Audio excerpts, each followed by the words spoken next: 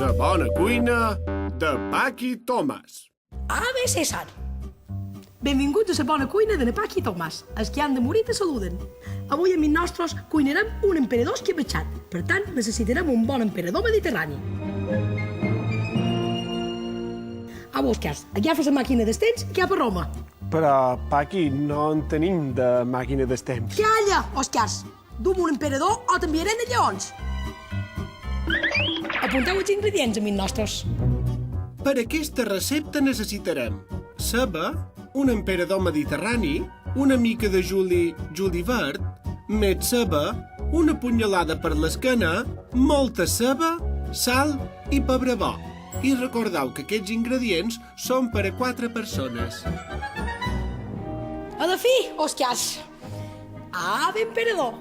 Emperador, soc professor de llatí a Manacor. Estava preparant una festa de disfresses amb altres professors. I això què és, Oscars? No és qui diu qui és.